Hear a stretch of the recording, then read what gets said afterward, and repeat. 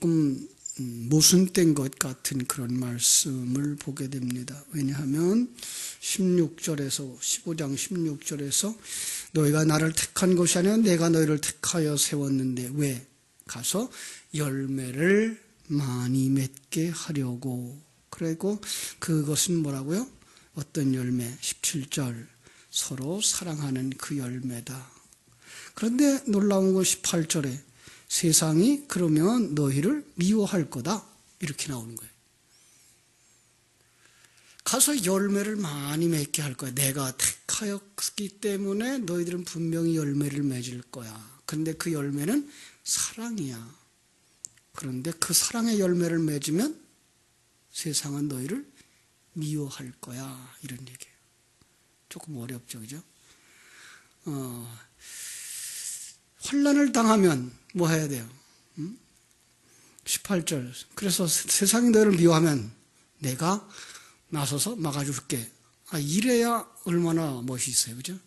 그래야 우리 전능자 하나님이시니까 우리의 삶 속에 하나님이 이렇게 막아주시는구나. 하나님이 이렇게 나를 방어해 주시는구나. 모두 치워주시는구나. 그런데 그렇게 하질 않아요. 그렇게 말씀하지도 않아요. 왜 그럴까요?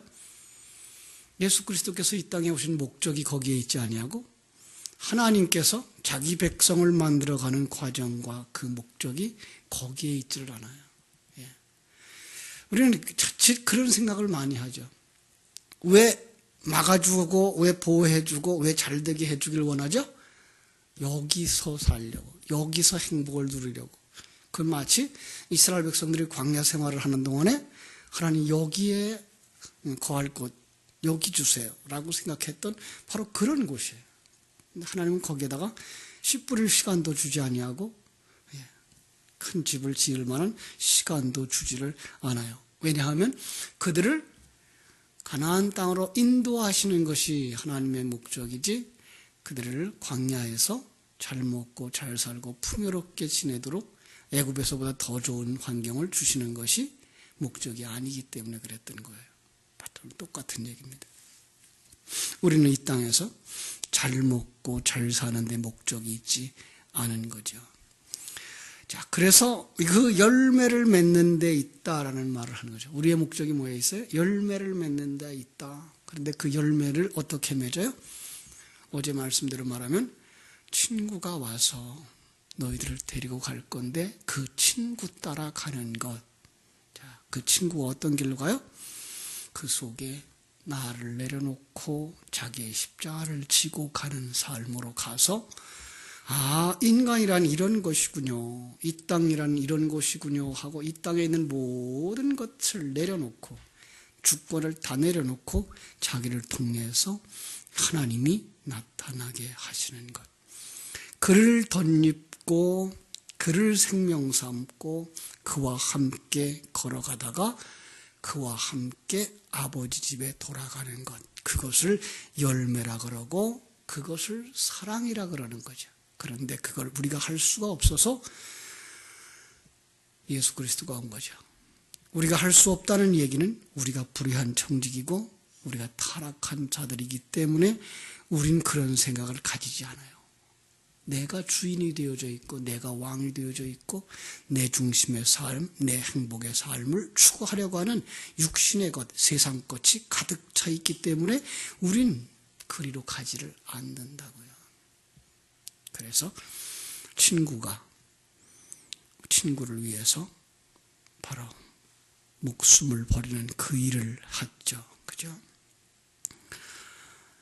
포도나무 친구. 예수가 우리를 자기 몸에 접붙였고, 그죠? 친구 예수를 포도나무에 묶어요.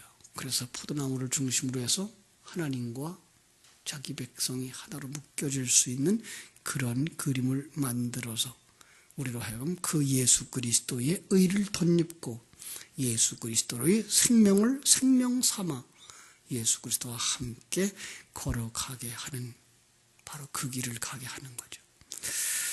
자, 그 시작점을 다시 점검해 보았어요. 그죠? 그 시작점이 뭐였어요? 지금 16절, 17절이었어요.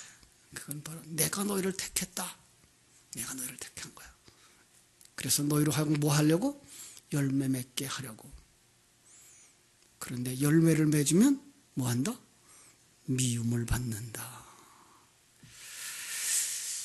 많은 사람들이 이제 오해하고 있는 부분이 바로 이러한 성경의 내용을 쭉 생각지 아니하고 일반 종교적 생각을 그냥 가지고 들어와서 예수 믿으면 잘 될 거야. 그리고 우리가 바르게 살고 우리가 세상에서 정말 아름답게 그리스도의 영광을 드러내는 삶을 살면 세상이 변할 거야 라고 생각을 하고 있는 거죠. 그런데 세상이 안 변해요. 왜냐하면 하나님의 목적은 우리를 통해서 이 세상을 변화시키는 데 있지 아니하고 이 세상을 통해서 우리를 만드는 데 있어요. 이거예요. 여러분, 역사를 누가 주장해 가고 계시죠? 하나님이 계시죠. 예, 이 생각을 못하는 거예요.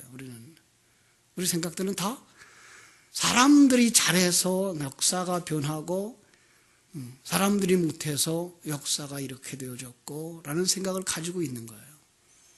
하나님이 역사를 주장해 가고 계시며 하나님이 이 나라를 움직여 가고 계시다는 그 생각을 못해요. 왜요?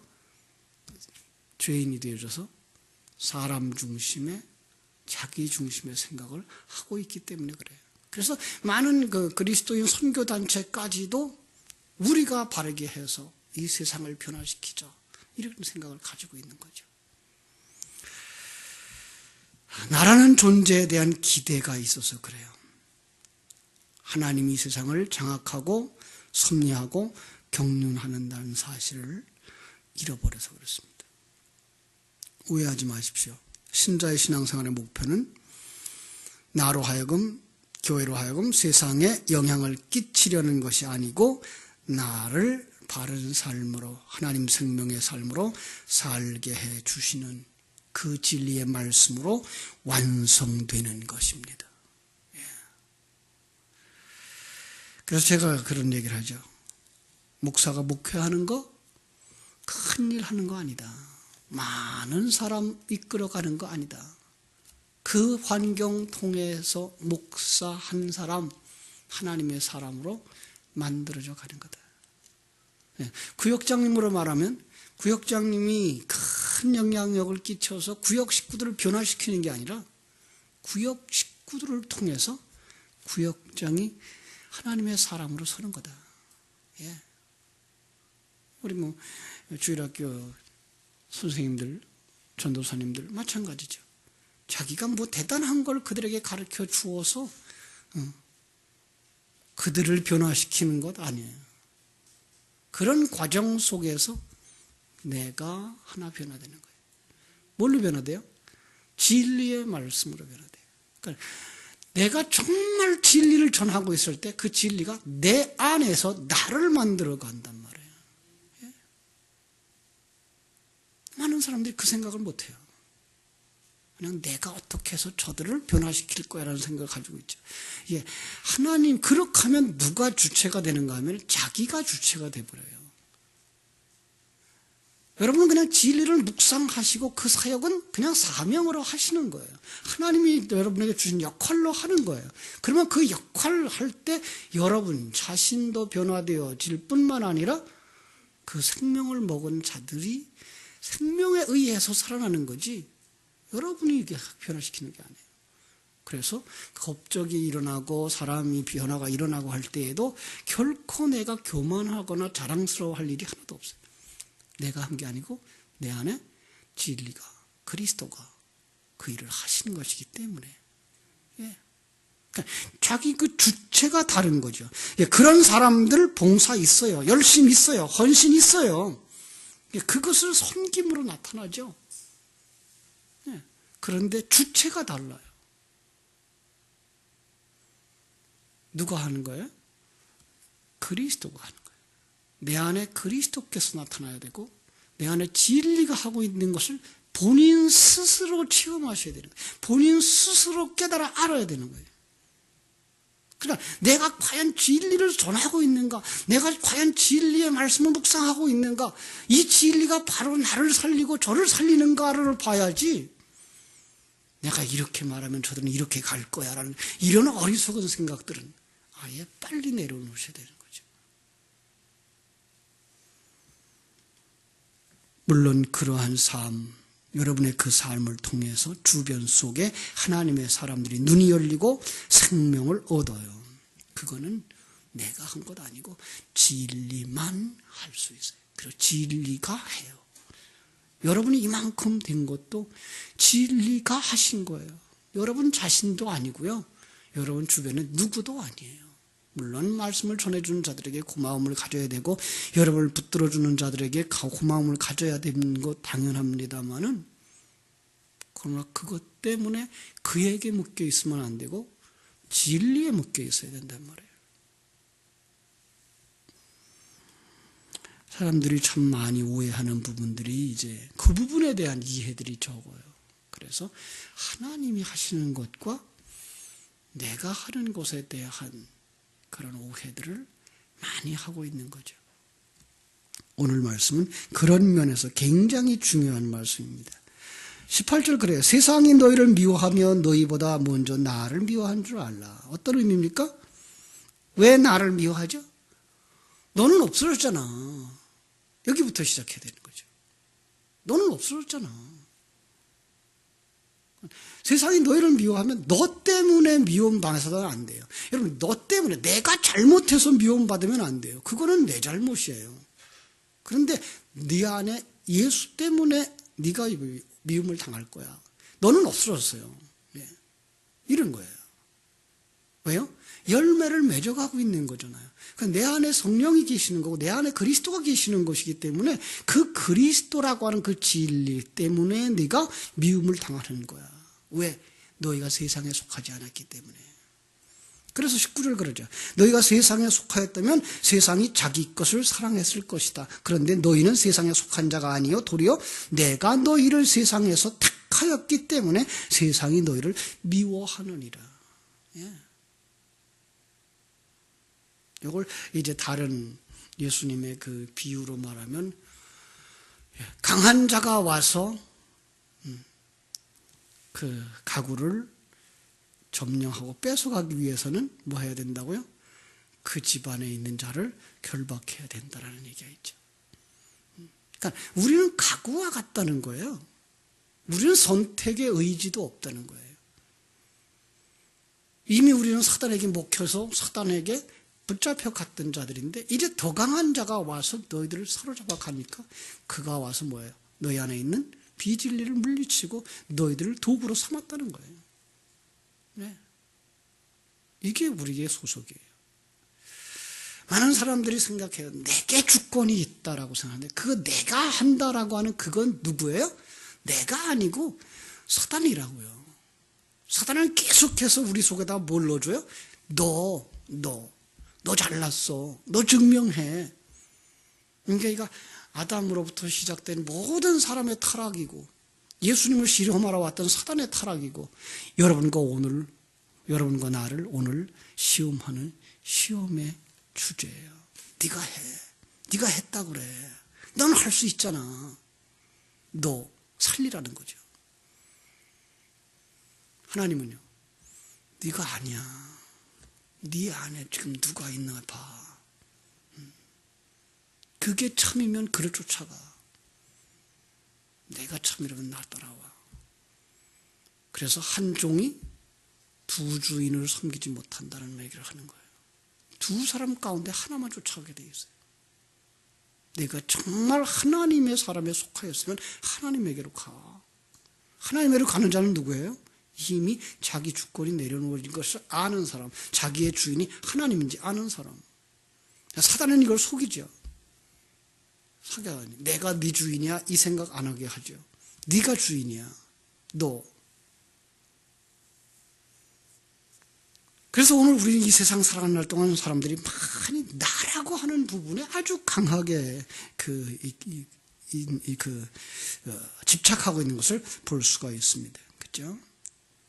그래서 누가복음 6장 44절에 이런 말씀을 해요. 누가복음 6장 44절 그 열매로 나무를 안다 그러죠.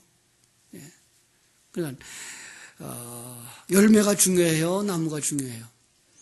다 중요해요. 다 중요하죠. 그런데 순서로 봐서 나무가 먼저 되어져야 열매가 나오는 거죠. 다 중요하지만 그렇게 순수적으로는 그래요. 어떤 나무예요? 어떤 나무냐는 거죠. 독립적인 나무는 없어요. 하나님에게 속한 나무든지 사단에게 속한 나무든지. 그래서 좋은 나무든지 좋지 아니한 나쁜 나무든지 이렇게 표현하고 있는 거죠. 우리는 어떤 나무에 붙어있는 가지일 뿐이에요. 어떤 나무에 붙어있는 가지일 뿐이에요. 참 포도나무에 붙어있으면 이제 참 열매를, 포도를 맺을 것이고, 들 포도나무에 붙어있으면 들 포도를 맺는 자가 되는 그냥 가지인 거예요. 참, 그런데 불구하고 그렇게 열매를 맺고 사랑으로스러운 삶을 살면 미워한다라는 말을 오늘 더 깊이 한번 생각해 보려고 그래요. 자, 미워한다. 왜 미워하냐? 그죠? 여기 미워한다는 말을 또 다른 말로 뭐라 그래? 20절. 내가 너에게 종이 주인보다 더 크지 못하다 한 말을 기억하라. 사람들이 나를 핍박하였으니 박해하였다. 그래서 미워하였다 같은 말이에요. 너희도 핍박할 것이요. 또 어떤 사람은 내 말을 지켰은즉 너희 말도 지키리라. 요 말이에요. 두 종류의 사람이 지금 나누어지고 있어요. 그죠? 하나는 핍박을 받는데 불구하고 뭐예요? 그 사람은 말씀을 지키는 자가 되는 거죠. 그죠? 왜 핍박이 오고 왜 증오가 오고 왜 미움이 일어나요? 19절. 너희가 세상에 속하지 아니하고 내게 속하였기 때문이라. 첫 번째죠. 첫 번째로 너희는 세상에 속하지 않고 진리 그리스도에게 속하였기 때문이다. 세상은 자기 편만 사랑한다. 아니야, 이건 세상뿐 아니에요. 하나님도 그래요. 하나님도 누구만 사랑해요? 하나님에게 속한 자들만 사랑해요. 이 사랑 오해하지 마세요. 그냥 좋아한다 이게 아니고요. 그 안에 진리 가지고 진리로 나아가는 거예요. 그렇게 보셔야 돼요. 하나님의 백성은 왜 그렇게 되죠? 왜 그렇게 미움을 받게 되죠? 삶의 지향성이 달라졌어요. 삶의 방향이 달라졌어요. 자, 지금까지는 사단의 유혹에 의해서 사단이 조종하는 대로 내가 커지고 내가 높아지고 나를 세우는 일을 했단 말이에요. 그런데 이제 예수 그리스도의 진리가 우리 안에 딱 들어와서 깨달아 알게 하고 나니까 이제는 이건 내가 아니고 내 안에 누가 점령하고 있느냐구나. 그래서 나는 그걸 깨달아 알았어요. 사단과 따라가면, 나를 주장하고 가면 어디로 가요? 지옥으로 가는 걸 분명히 알았어요. 그래서 이제 그리로 가지 아니하고 진리와 생명의 말씀을 따라 진리의 말씀에 목마른 자 되어지고 그 진리의 말씀을 주야로 묵상하는 자가 되어지고 이제 방향이 달라졌어요. 그러다 보니까 나를 세우던 자리, 사실은 내 위엔 누가 있어요? 사단이죠. 사단을 따르던 자리에서 이제는 완전히 하나님을 따르는 자로 자기를 비워가는 삶으로 살아요. 완전히 달라진 거죠. 예. 그래서 제가 가끔 얘기하지만은 그리스도 안에서 새로운 피조물이다라고 말할 때 새로운 피조물은 어떤 게 새로운 피조물이에요? 일단은 가치관의 변화, 인생관의 변화, 세계관의 변화가 일어난 사람이 새로운 피조물이에요. 눈이 열려지지 아니하고 하나님의 생명이 들어오지 아니하면 그는 깨달아 알지를 못해요. 그런데 생명의 말씀이 들어오고 눈이 열려서 영적인 세계가 보여지고 나니까 이게 역사라는 게 하나님의 손 안에 있는 거구나. 언제 시작했으면 언제 끝나는 거구나. 그 속에서 하나님은 하나님의 백성들을 만드시려고 이 시간 공간 세계를 지금 붙잡고 있는 거구나. 나라고 하는 존재도 어디서 와서 어디로 가는 분인지 모르는 자가 아니라 이건 하나님이 내게 이 땅에 보내셨고 하나님이 함께 동행하시다가 은혜 입혀주셔서 깨달아 알게 하시고 완성되면 데려가시는 거구나. 이 땅의 것은 잠깐이로구나. 하나님의 나라가 정말 진정한 가치가 있는 것이구나. 이걸 깨달아 아는 역사관이 바뀌고 가치관이 바뀌고 인생관이 바뀌어진 사람, 그가 새로운 피조물이라는 거죠. 여러분, 괜히 그냥 나 예수 믿으니까 난 새로운 피조물 됐어. 그건 속는 겁니다. 정말로 예수 생명이 내 안에 있고 진정한 가치가 무엇인지, 인생의 목적이 무엇인지 알지 못하면 딴소리 하게 되어 있습니다. 가끔은 이제 이렇게 진리에 대한 얘기를 자꾸만 질문하고, 제가 이제 그 설교하는 부분에 대한 도전을 하시는 분들이 이제 만나죠. 가만히 있죠. 설명이 안 돼요. 그분들이 붙잡고 있는 거에 매달려서 그걸 설명하려고 그러면 본질을 놓쳐버려요. 그러니까 그 부분의 문제들이 터치되어지기 전에 이 부분이 먼저 보여져야 돼요. 그래서 큰 하나님의 계획 속에서 하나님이 우리를 어떤 사람 만들어 가기를 원하며 하나님이 지금 당신의 삶 속에서 어디로 이끌어가고 있는지를 보라. 그러면 우리가 마땅히 기도해야 될 내용이 무엇인지 알게 되고, 지금 우리가 무엇을 구해야 되며 어느 방향으로 가야 되는지를 알게 된다는 거죠. 근데 그걸 보지 못하고 작은 일에 붙잡혀서 이거 해야 돼요, 이거 하지 말아야 돼요 라고 싸우자 그러면 그냥 웃을 수밖에 없죠. 예.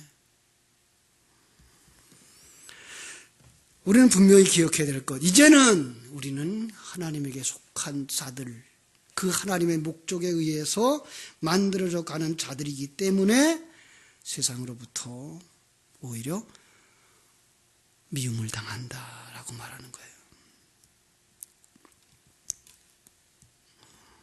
그죠? 그리스도 안에서죠. 그리스도 안에서. 자, 그래서 우리의 삶 속에서는 뭐가 나오죠? 우리의 삶 속에서는 예수가 나와야 되는데 그걸 향기라 그러죠. 그죠? 한번 볼까요? 고린도후서 2장. 고린도후서 2장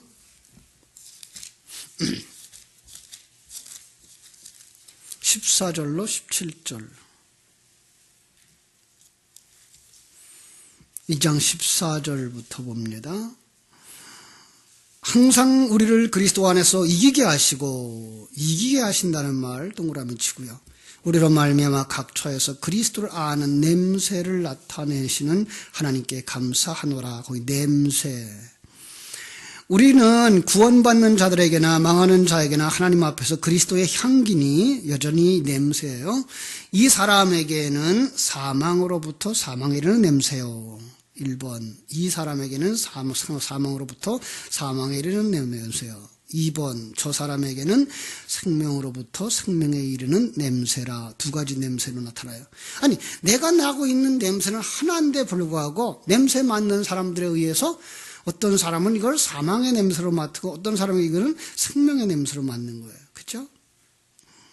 17절, 우리는 수많은 사람들처럼 하나님의 말씀을 혼잡하게 하지 아니하고 곧 순전함으로 하나님께 받은 것 같이 하나님 앞에서와 그리스도 안에서 말하노라. 예. 자, 여기서 이기게 하시고 라는 말을 할 때에 어떤 이김일까요? 십자가에서 죽는 거예요. 예. 그러니까 우리는 너무 쉽게 또 사전적으로 넘어가고 세상적으로 넘어가서 이긴다 그러면 어떤 거를 하고서 그 위에 서는 자기를 보는데, 아니, 성경에서는 항상 이기는 자, 이기는 자, 이기는 자, 똑같은 이기는 자예요. 예수 그리스도가 십자가에서 죽은 것 같이 자기를 부인하고 자기 십자가를 지고 완성의 길을 간 자들, 그들이 이긴 자들이에요. 그런데 주께서 뭐라고 하신다고요? 그리스도 안에서 이기게 하시고, 그럼 뭐예요? 그리스도 안에서 십자가를 지고 죽게 하시고, 그것이 승리자인데 그가 빛으로 사는 거예요. 세상은 그 빛을 싫어하죠. 요한복음 3장 20절에서 말한 것처럼 그들은 악을 행하는 자들이기 때문에 빛을 미워하여서 빛으로 오지 아니하나니 이는 그의 행위가 드러날까 하며. 그의 어떤 행위? 어두움의 행위. 어두움의 행위가 뭐예요? 내가 주인된 행위. 뭐 죄를 짓는 이런 것들보다 더 중요한 근본적인 얘기를 지금 하고 있는 거예요, 성경은. 그래서 마태복음 5장 14절에서 너희는 세상의 빛이라고 말하고 있고 그 빛을 세상은 미워하는 거예요. 왜? 그들이 스스로가 세상이고 죄고 하나님 떠나고 자기가 왕이 된 자들이기 때문에. 요한일서 3장 13절에서도 세상이 너희를 미워하거든 이상하게 여기지 마라. 요즘 텔레비전의 이슈가 국무총리 후보 문창국 씨, 참 크리스찬이죠, 장로죠. 예. 어려움을 당하고 있어요. 왜요? 그가 그리스도의 향기를 드러내니까. 역사는 이렇게 하나님에 의해서 움직여져 가고 있었어요.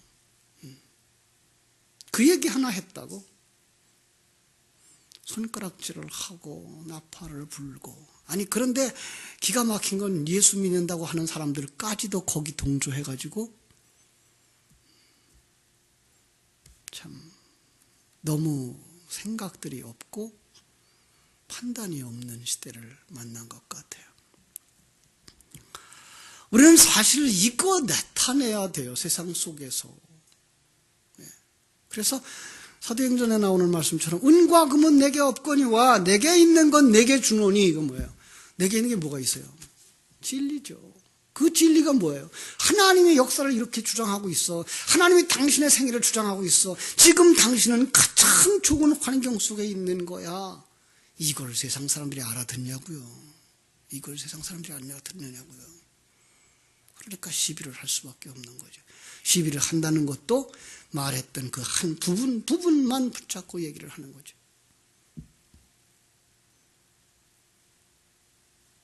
그런데 오늘날 우리 한국 교회가 이걸 잊어버렸어요. 하나님의 역사를 붙잡고 움직여가고 있으며 이 나라를 하나님이 주장하고 계시며, 아니 그거보다 더 중요한 것, 당신과 내 생애를 하나님이 장악하고 계시며 하나님이 붙들고 가시며 완성으로 가고 있는 이 놀라운 사실에 대한 확인도 없고 증언도 없고 간증도 없고, 그저 생각하는 게 뭐예요? 저 사람보다 내가 조금 더 잘났으면, 저 사람보다 내가 조금 더 가졌으면, 저 사람보다 내가 조금 더 인기가 좋았으면. 이게 세상 사람들이지 이게 크리스찬이냐고요. 이게 예수 그리스도로 말미암아 가치관이 변화된 사람들이냐고요. 이게 세계관, 역사관을 가진 사람들이냐고요. 세상 사람들과 똑같은 거예요.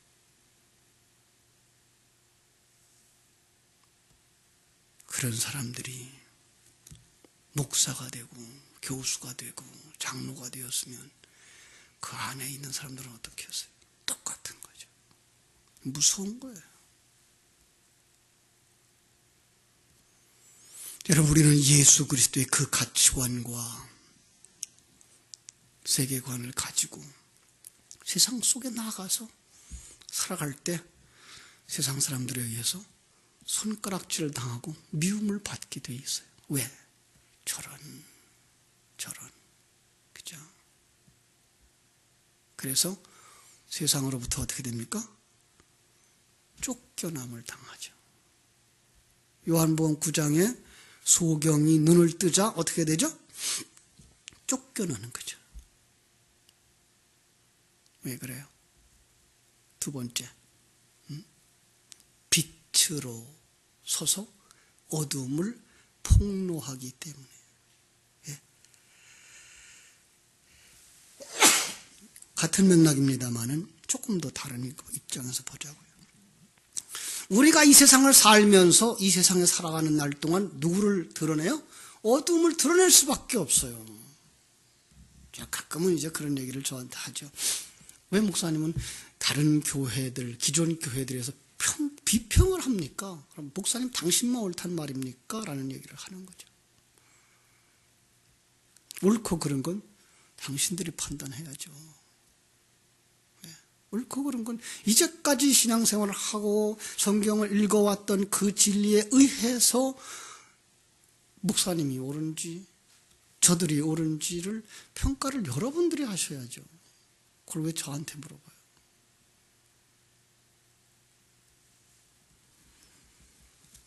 빛은 어둠을 폭로하게 되어 있어요. 그게 빛인지 어둠인지도 얘기를 안 해주면 그럼 잘 가고 있다는 거예요? 못 가고 있다는 거예요? 모르는 거죠.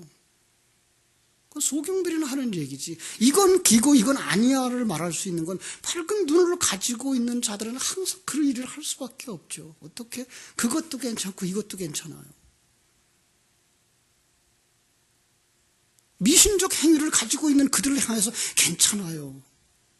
어떻게 그렇게 말을 해요? 그대로 가다 죽는데. 우리는 정말 눈을 뜨고 우리가 가고 있는 길이 바른 길인지, 우리가 듣는 진리가 바른 진리인지, 그냥 나를 편하게 해주고 내 그 자존심 살려주고 그러고 우리는 소리를 듣고 있는 게 아닌지를 여러분 스스로 판단을 하셔야 되는 거예요. 왜냐하면 무엇을 먹느냐 그 사람은 무엇이 되기 때문에 그래요. 왜 욕을 먹는다고요? 어둠을 드러내고 있기 때문에. 그렇죠? 그래서 하박국서에서도 하박국 선지자가 그러죠. 악인의 형통함과 악인의 의인을 애워싸고 있는데 왜 하나님 침묵하십니까? 아삽의 시에서도 그러고 다윗의 시에서도 그러고 세상에 그 무고한 자들을 세상이 공격하는데 왜 가만히 계시냐고요. 여러분 조금 더 깊은 생각을 하자니까요. 세상을 누가 장악하고 계신데 그 역사를 누가 쥐고 있는데 왜 그 하나님이 지금 일을 하고 계신데 그 하나님께 대하여 손가락질하고 삿대질하느냐고요.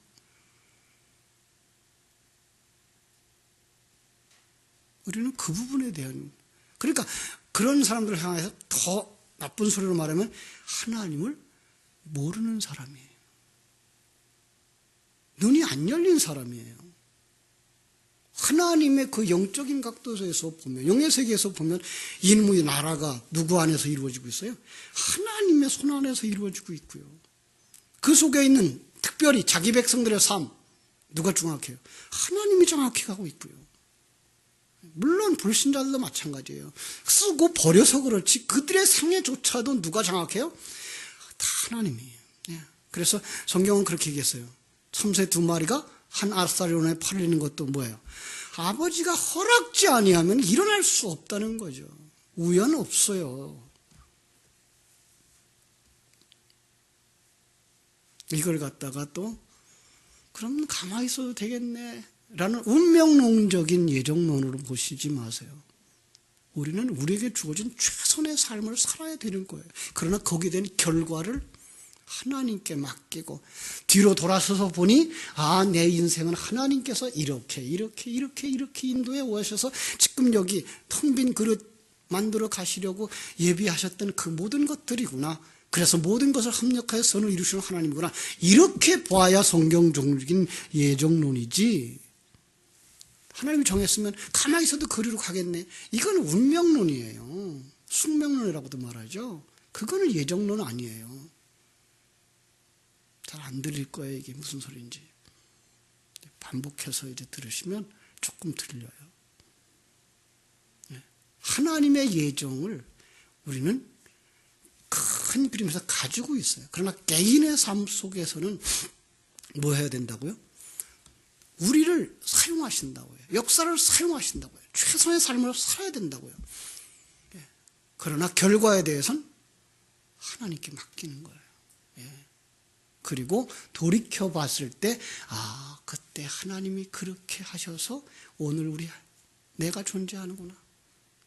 그렇게 볼 때 문창극 의원의 그 세계관은 정말 바른 거 아니에요. 크리스찬으로 볼 때 세상 사람들은 그렇게 못 보죠. 세상 사람들은 그 나쁜 놈들 때문에 오늘 우리가 이렇게 살고 있고 그런 원인 때문에 이런 결과가 있어라고만 보는, 인간 속에다가 원인과 결과를 다 다 맡겨버리고 원망과 저주를 다 퍼붓는 그런 하나님의 사람들은 거기에 머물러선 아닌 거죠.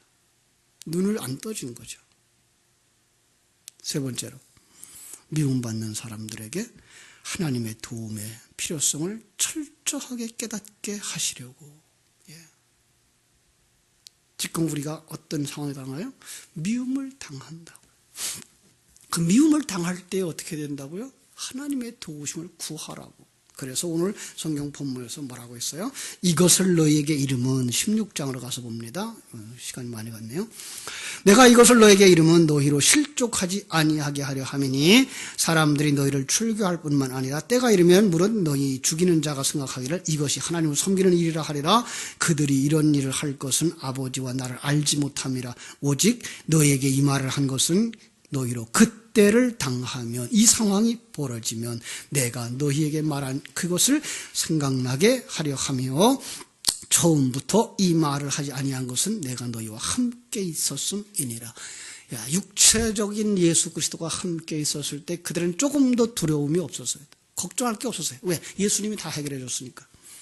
그런데 그건 한순간이었어요. 이 땅에 예수님 공적 생애했던 3년 반밖에 없어요. 그럼 그 외의 역사 속에는 하나님은 항상 우리와 함께 계시지만 보이지 않아요. 그때에 바로 보였던 그 예수처럼 하나님이 나와 함께하고 계시며 나를 만들고 계시고 가장 좋은 것을 주시고 있다는 사실을 깨달아 알고 철저하게 그리로 가라고. 오늘 우리에게 고난을 주시는 거예요. 그렇죠? 그 음성을 듣고 주를 따라가면 주의 양이요, 그러지 아니하면 심판을 당한다. 이게 15장 22절에서부터 25절까지 말씀인 거예요. 여러분들은 어느 음성을 듣는 사람입니까? 주께서 여러분에게 진리와 생명의 말씀을 들려주시기를 주님의 이름으로 축원합니다. 기도하겠습니다. 하나님 우리 아버지 크신 사랑과 은혜를 감사합니다. 진리와 생명의 말씀을 가진 자들은 세상으로부터 핍박을 받고 미움을 받을 것이라고 말씀하시는 음성에 귀를 기울이는 자들.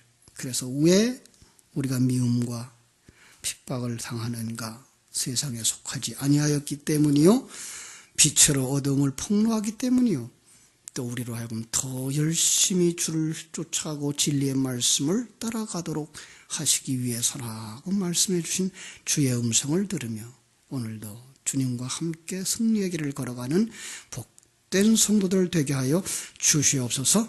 오늘도 수요일입니다. 수요일 예배 성경 공부에 많은 분들이 참석해서 진리의 말씀을 되새길 수 있도록 축복해 주시옵소서. 예수님의 이름으로 기도하옵나이다. 아멘.